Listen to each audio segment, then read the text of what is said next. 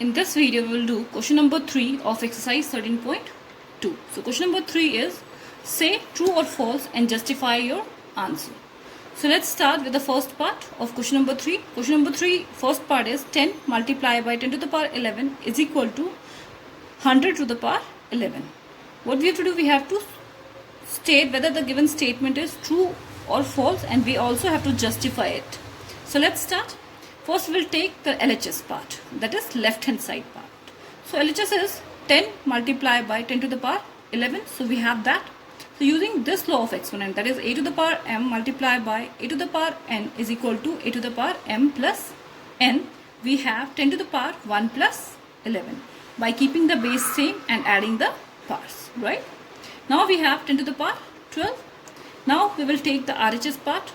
RHS is 100 to the power 11. We can write 100 as 10 to the power 2. Why? Because 100 is equal to 10 into 10, that is 10 square. So we can write 100 as 10 to the power 2 whole to the power 11, right? So now using this law of exponent, that is a to the power m to the power n is equal to a to the power mn, right?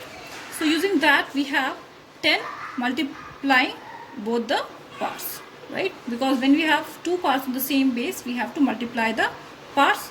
So now we have 10 to the power 2 multiplied by 11, that is 10 to the power 22.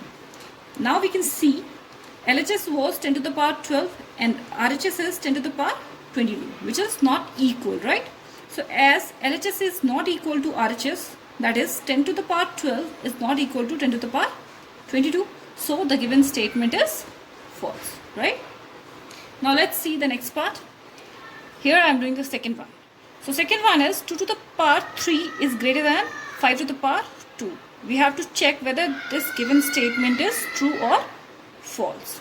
So let's start with the LHS. LHS is 2 to the power 3. So we will expand it. We will multiply 2 by itself 3 times. So then we will get the value 8. Now we will take RHS, that is 5 to the power 2. So we will multiply 5 by itself 2 times. So 5 5s are 25. Now we can see LHS is less than RHS because 8 is less than 25. It means 2 to the power 3 is less than 5 to the power 2. Whereas question was telling that 2 to the power 3 is greater than 5 to the power 2. It means the given statement is again what?